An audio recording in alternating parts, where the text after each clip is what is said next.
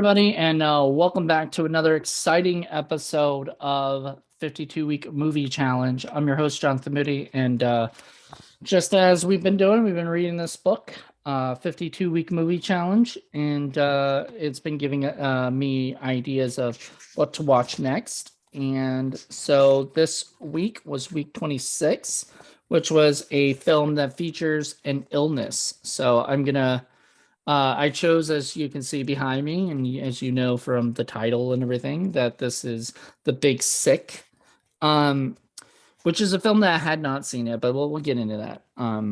It was released in 2017. The date that this challenge was completed was 6/28, 22. Aspect ratio is 1.85. Running time is 2 hours.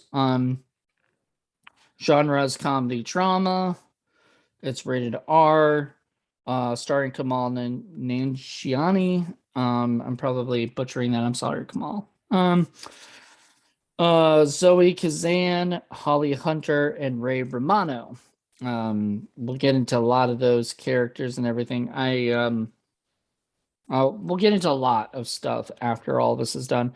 Directed by Michael Showalter, produced by Judd Apatow, written by Kamal Nanjiani and Emily V. Gordon.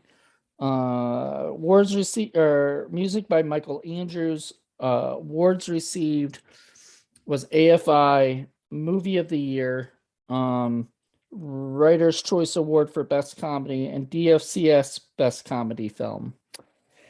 Why did I choose this particular film? Because it was more comedy than drama, I assumed, and I was right. Have you seen this movie before? Nope. Would you recommend the film? Why or why not? Yes, absolutely. It's a fantastic movie. What character were you able to identify with and connect with in what way? I guess more like one of the comedians that he's friends with, because I'm not the main attraction right now. Like, I'm not, I'd be like one of those side guys who have their own life but isn't dealing with the stuff that's going on in this movie.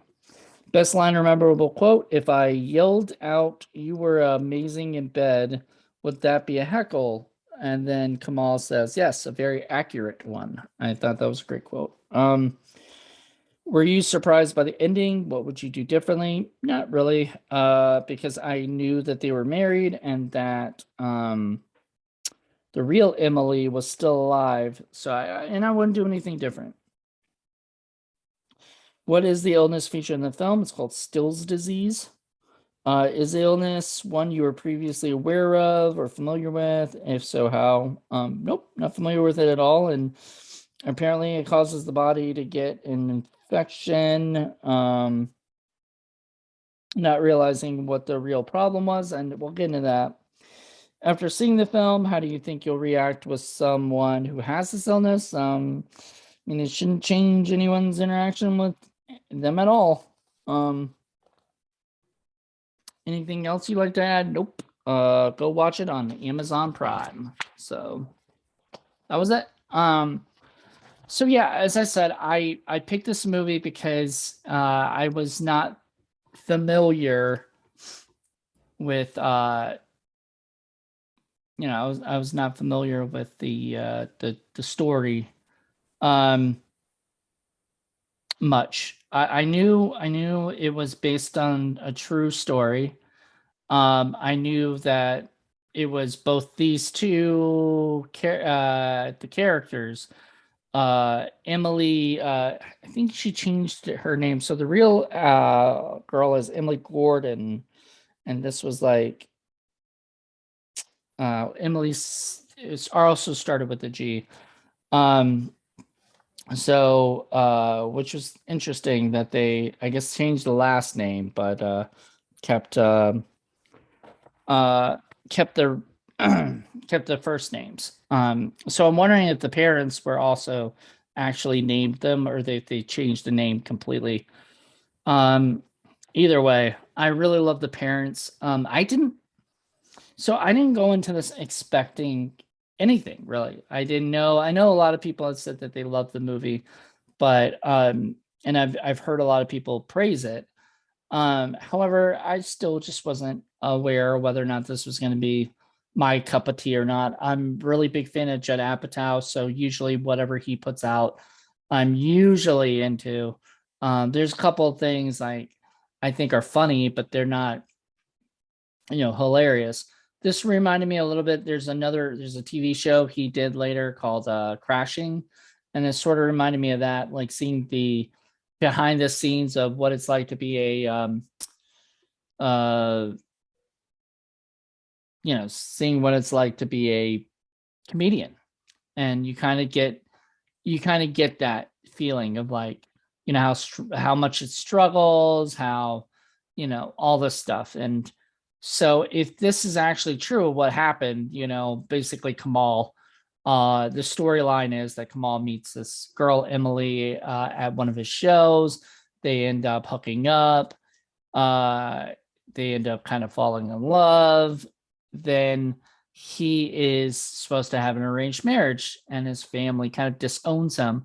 But at the end of the movie, you see like his family at the wedding, and it was a Pakistani wedding. So I'm guessing that his family did end up approving and kind of getting over it. But at the end, when, like before that part, I mean, you don't really see them making up or anything, but you see sort of the father trying to tell him that, like, even though he's still kicked out of the family, they still love him and whatnot. But I don't think he really was. Um, what Judd Apatow likes to do is find people who tell their personal stories, and then he produces their movies. You look at Forgetting Sarah Marshall with Jason Segel. That was a very, very personal story. Look at Superbad. That was a very personal story. That was, those two guys, Evan and Seth wrote that based on their real life experiences growing up and everything. It's almost like he loves to find people who have stories that, that they wanted, burning stories they want to tell about their life. King of Staten Island, Pete Davidson, really, that was really truly his story and stuff. And that's amazing. And he finds these guys who are really funny and want to tell these stories, and Kamal was one of them. And he, he told this true story of what it was like struggling in Chicago, and eventually how he had to move to New York to do what he wanted to do. And so a lot of his jokes, I wonder if a lot of them were actually, real jokes he said back then when he was first struggling and everything. I don't know. I really enjoyed the movie. As I said I did a review on Letterboxd. I'll read that. So it's 5 stars. That's what I gave it here, and that's what I gave it on in here. But I said 5 stars. And then I did a quote from the movie that Ray Romano did, where it said, I hate the internet. People say they hate Forrest Gump on the internet. That's the best freaking movie. And I said The Big Sick is probably one of the few movies I've watched recently that can make me weep different tears. Tears of sadness, tears of joy, and tears of laughter, all at the same time. What a wonderful movie. Thank you, Kamal. So I did that because, but I wrote that because it really did make me, um, it did make me cry at times. Like, I was surprised, but like these all were different times, different tears. Like, it got me. It tugged at my heartstrings, and I loved it for that, because I almost felt like I needed to see this movie. To just like, in my mind, movies sometimes are an artist's way of showing the world, how they sort of see it in some way or another. And Michael Showalter is the director, and Kamal and Emily wrote this, and they both, all three of them, combined with Judd Apatow and other people who produced it, came up with a way to just make something that's so flat out funny and dramatic and serious, and things I would have been like, I don't know how comfortable I would have been with things. And there was great scenes involving his parents who didn't understand what he was doing, and then dealing with her parents, who the mom was really upset at him for basically dumping her, because he couldn't handle um being in a relationship. Like, and she knew, like, when he was taking his days off, they were where he was meeting with other potential suitors for the you know the arranged marriage. And so it also gave me an inside look into like the Pakistani culture, and I mean all of this stuff all together into one like little movie. I thought was a pretty remarkable film, and I would highly recommend it. There is like Ray Romano, man, and Holly Hunter. Ray Romano, man, he really blew me away, because I'm so used to him being Raymond and really being funny, but and he had some good bits, especially with the comedy stuff where he was trying to be funny, and they were like dad jokes that Kamal just did not get his character. And then um the like high balls with the giraffe, that was probably a hilarious. I mean, to me, I laughed when I heard it. Kamal just kind of stared at him like, what was that supposed to be a joke? So I don't know, I really dig it. I dug it. I just thought it was really fun. And if you didn't dig it, let me know, like, if there's something you didn't like about it, or if you did dig it and you thought it was really great, please share that with us, because we would like to know that. So all right, next up is, now pretty soon I may try to get people come back to the show. It might be like once a month, it might be more than that. It might be once every 2 months, I don't know.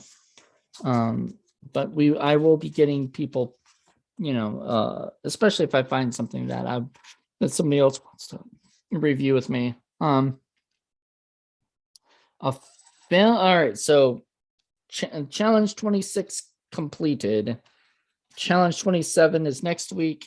So week 27 is a film with a strong female lead. There's a lot of them, so that's going to be fun. I don't know, I could probably find like a ton in just my bookcase alone, but oh well, we'll find out. Until then, thank you guys all for checking this out. Hope you guys enjoyed it.